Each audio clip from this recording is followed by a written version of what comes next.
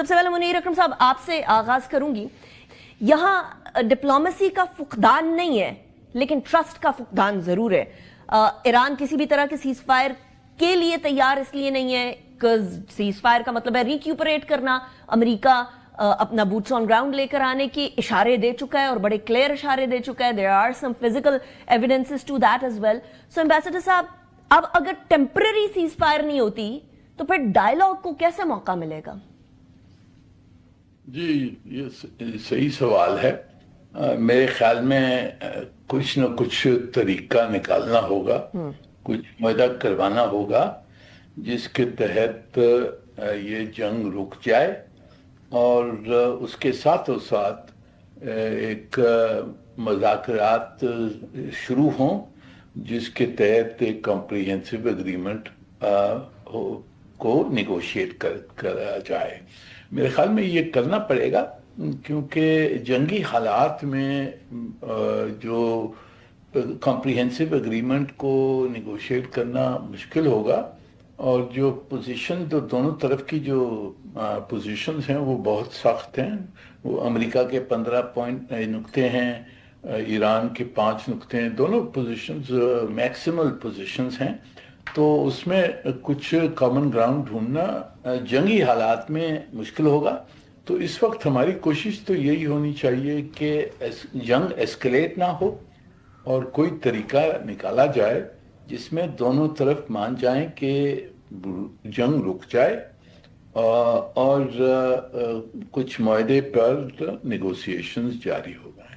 Right. لیکن ambassador صاحب کیا ایران کے لیے اس ٹائم پر یہ ٹھیک نہیں ہے کہ وہ امریکہ کو اور اسرائیل کو ایک بریک نہ دے فرام دا ایرانین پرسپیکٹو؟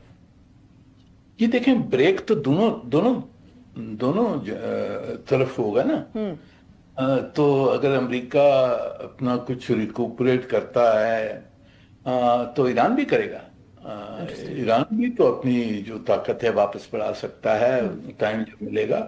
اور پھر اس میں یہ جو معاہدہ ہوگا اس میں کچھ نقطے ڈالے جا سکتے ہیں کہ اس میں فردر بلڈ اپ نہ ہو, کہ زیادہ ٹروپس نہ لے جائیں, کچھ ٹروپس نکالے جائیں اس خطے سے جو باہر سے آئے ہیں, جو امریکہ نے لے آیا ہے. کچھ اس قسم کی نقطے ہو سکتے ہیں معاہدے میں جس کے تحت دونوں طرف کو اطمینان ہو کہ یہ جنگ اگر واپس شروع ہو تو طاقت ان کی بڑھ نہیں جائے گی جو دونوں طرف کی. تو اس قسم کی نیگوسیشن ہو سکتی ہیں. اور سب میں بڑا مسئلہ ہمارے لیے تو اس وقت یہ سب میں بڑا مسئلہ ہے کہ ایسکلیٹ نہ ہو جنگ, کیونکہ اگر بڑھ جاتی ہے بربادی ایران کی بھی ہو رہی ہے اور بربادی جو خلیج کے ممالک ہیں وہاں بھی نقصان ہوتا ہے. دونوں مسلمان ملک ہیں, ہمارے لیے تو اچھا ہے کہ یہ جنگ رک جائے. alright. امبیسڈر صاحب, منیر اکرم صاحب, ایک طرف یہ امیج جا رہا ہے ان کے جہاز پہ جہاز گری جا رہے ہیں یو ایس کے, دوسرا یہ کہ وہ اسی دوران اپنی ملٹری ٹاپ براس کے اندر عجیب و غریب سی موومنٹ کرتے ہیں. وہ چیف آف سٹاف کو سائیڈ پر کر دیتے ہیں. پیٹ ہیگسیت وانٹ سمبڈی جو کہ ڈونلڈ ٹرمپ اور پیٹ ہیگسیت کی بات بلائنڈلی سنے.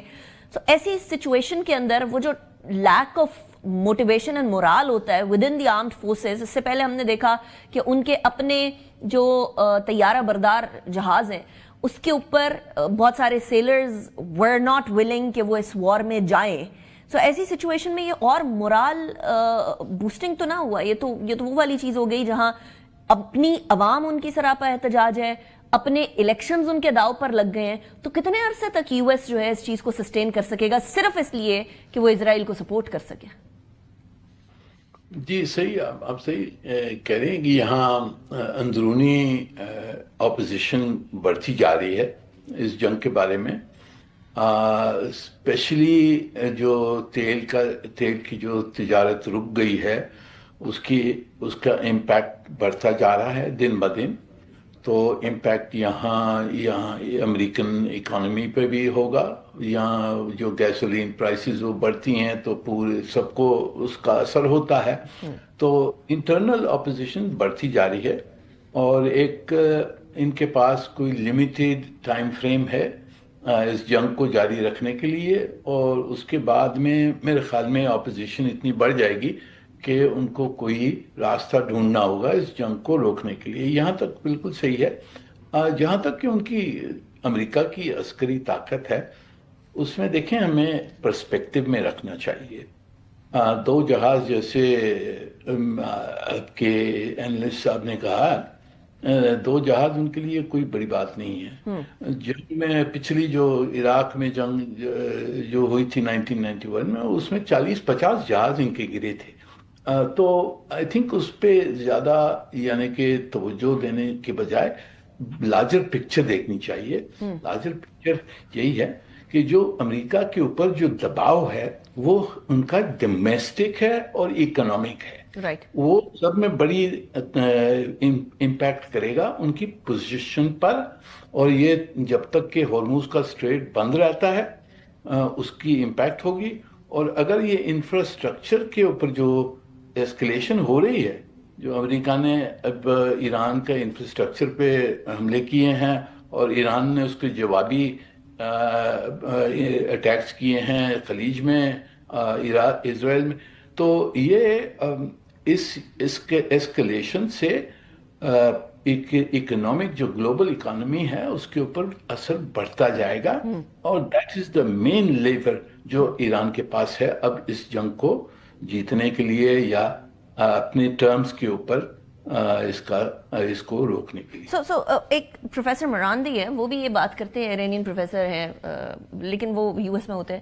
وہ یہ کہتے ہیں ایمبیسڈر صاحب کہ 1-آدھا ہفتہ بعد ایران کے لیے آئیڈیل یہ ٹائم ہوگا کہ وہ نیگوشیٹ کریں. اس ٹائم پر تو یو ایس کی کمزوری آ رہی ہے. کیا آپ اس بات سے اگری کرتے ہیں کہ اس ٹائم پر یو ایس کی زیادہ ریکوائرمنٹ ہے to stop this war in comparison to Iran یا نہیں؟ یہ دیکھیں ایران کے لیے تو اب کوئی چارہ نہیں رہا. جب تک کہ امریکہ اس جنگ کو جاری رکھتا ہے تو ان کو تو لڑنا ہی پڑے گا کیونکہ سروائول ہے.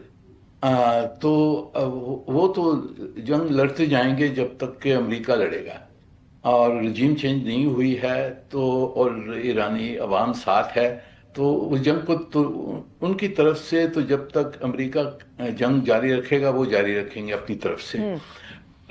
یہ بھی دیکھنا ہے کہ امریکہ کے اوپر پریشر آ رہا ہے کہ اس جنگ کو روکے جائے کیونکہ جیسے میں نے کہا یہ امپلیکیشنز اکنامک امپیکٹ بہت ہو رہا ہے اور یہاں ڈومیسٹک اپوزیشن ہو رہی ہے. رائٹ. دوسری طرف سے ایران کو جو سوچنا ہوگا وہ یہ ہے کہ اب جو باقی ٹارگٹس رہ گئے ہیں امریکہ کے پاس وہ ان کے سویلین ٹارگٹس ہیں. آئل فیسیلٹیز ہیں, انفراسٹرکچر ہے, جو ڈیسیلینیشن پلانٹس ہیں. اگر ان کے اوپر امریکہ حملہ کرتا ان کو ڈسٹروائے کرتا ایران نے کہا کہ ہم جو خلیج کے یہ فیسیلٹیز ہیں اس پہ ہم حملہ کریں گے تو یہ بربادی ہوگی ایران کی اور خلیج کے ممالک سب کی.